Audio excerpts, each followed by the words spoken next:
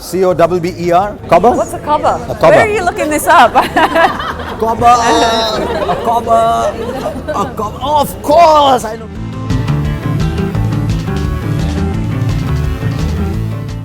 Bathing suit, sunglasses, and sunscreen. No, not bathing suit for me for sure. No. I think I- Australia is a lovely walking country. So walking shoes, never forget a cap. We think, you know what, we're Indians, it doesn't matter, but the heat burns you in Australia. So walking shoes, cap, lots of t-shirts. I would have to say that jet boat ride with Brad Hogg. I know this technically wasn't a holiday, it was supposed to be work, but it just turned into this massive 21-day holiday. Sorry, but it did. That boat ride with Brad Hogg was, I still remember feeling this like euphoric feeling. Right. They have this like jet boat ride and you smash into the waves and the boat gets wet, and it was just, the water was so cold, and it was like this huge adrenaline rush, this euphoria. It was just it was the most incredible feeling. I remember just feeling like this is life. For me on a holiday, it's something that you've never done before, and it's something you're actually scared to do, so you feel very brave at the end of it all.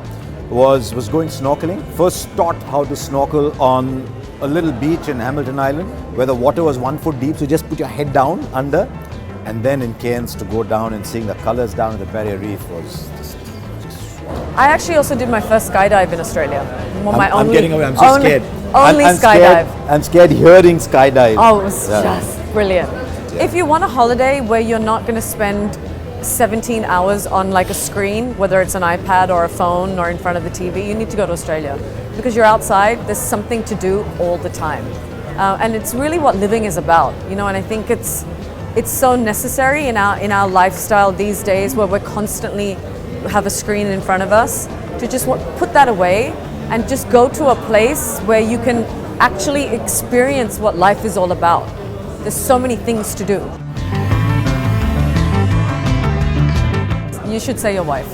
She's the one I've traveled with the most. Unfortunately, the person I've traveled with the most is myself, which is not great.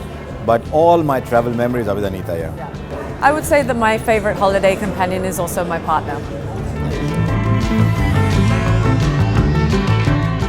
The ripper that I've heard of is from Bill Lawry's commentary. It's a ball that you can do nothing about. It's like Ripper! He's bowled him. It's like a beauty, like a good, Yeah. like it's amazing. Okay. I think it's difficult to just translate that because you have to use it in a sentence. But What a ripper! What a That's ripper. the way. And you don't pronounce the R at the end, right? Yeah. Okay. No, we don't.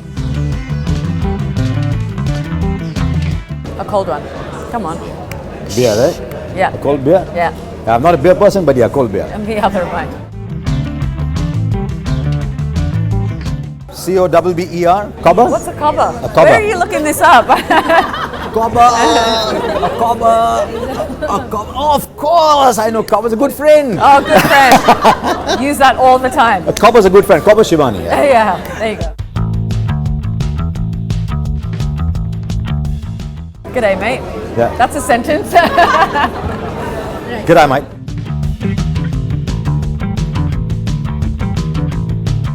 Come on, Harsha. What is the PO number, post box number of ABC? 9994, 99.94. Are you serious? He got that right? If he had hit 4 in his last test innings, he would have finished with a career average of 100. And so the fact that he didn't became a news story in itself.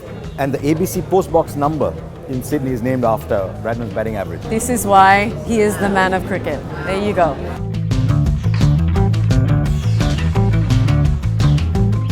Is it Australia?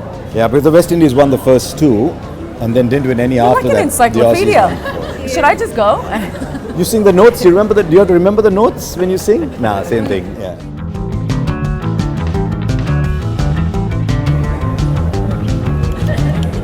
Australian tourism team, please help. Somebody Google it. I can't get his name, no but I clue. remember there was. Yeah. City of churches. Adelaide? Adelaide.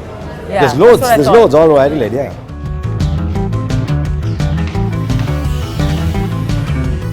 Sydney Harbour Bridge? Sydney Harbour Bridge? Coat hanger, yeah, of Coat course, you hanger. grew up there. Coat hanger. Can you ask us something easy, like name an Australian food? Vegemite. Name an Australian food that takes a long time getting used to. Vegemite. Love it. As an Australian, you know exactly how to eat it. Butter on toast. There's some people that like to put a lot on, but I like a scrape of Vegemite on my toast, and then I wash it down with a glass of orange juice. So the vitamin B from the Vegemite and the vitamin C from the orange juice. The vitamin B actually goes into your bloodstream faster when you wash it down with the vitamin C. At least that's what I was told. Because we don't have and the it also C. tastes great. If you don't have the C, there's no way you can have the B. Exactly. There's no way I was actually on ABC radio once, and they tried to get me to have Vegemite, and I said no Aussie mothers can be so cruel as to give her children Vegemite. It is the best thing ever created. Do not listen to him.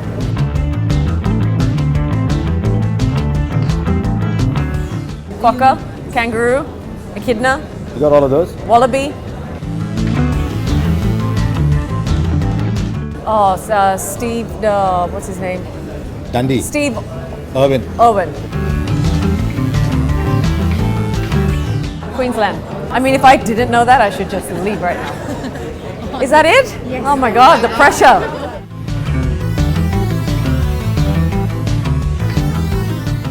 I spent 21 days traveling around Australia. I'm not even joking, to try and pick one place when you cover all the states. There were things that were just incredible and beautiful in each state. You've got Western Australia, South Australia, New South Wales, Queensland, Tasmania. Am I missing a state? Doesn't matter, Victoria. Victoria. There you go. You know, there's something to see everywhere. I can't stress enough what a beautiful place this is, and one that I feel people need to travel and see a lot more often. Different things in different states for me. I loved going to Barossa when I was in Adelaide. The Adelaide Oval is one of my favorite cricket grounds. The favorite is still the Sydney cricket ground, but the Adelaide Oval is very pretty. So I enjoyed going to Barossa, going to Kangaroo Island when I was there. In Sydney, you're never far from the water. I just love the water. I mean, Sydney was made in a good mood. The MCG, you know, it's a sporting capital, not just of Australia, but in a sort of 3-4 square kilometer area, you've got tennis, you've got cricket, both iconic places. You've got soccer, football, you've got handball, you've got all those stadiums in that. It's a big sporting city. Melbourne, you go north of Queensland, it's beautiful. You go further north, it's Cairns. So there's different things in different cities to do.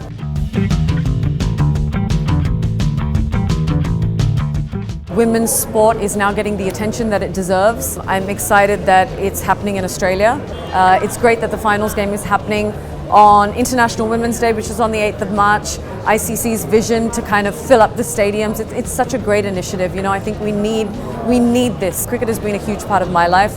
I'm a woman, I'm Australian, I'm Indian, so on all levels, for me, this is green light. I'm not a woman, I'm not Australian. No, but I've got twin interests in this. One, I want to see the women's game take off in India, like it has in Australia. In Australia, the women's game has taken off unimaginably. So in a way, it's appropriate that the Women's World Cup is being played in a country where women's sport is so appreciated. But I'd like to see India go there and do well. If I can see an India-Australia final at the MCG in front of a packed house, that'll be fantastic. That'll be scary. Yeah. No, it'll be great fun. It'll be great fun. But also, it's as she said, it's a good backdrop. Lovely stadiums, the light is beautiful, wide open country. It's a good setting. Okay, hi, I'm Harsha, Bhogle, Shibani Dandekar, and You are watching midday.com. Subscribe to Midday India. Get direct notifications on all our videos by clicking on the bell icon.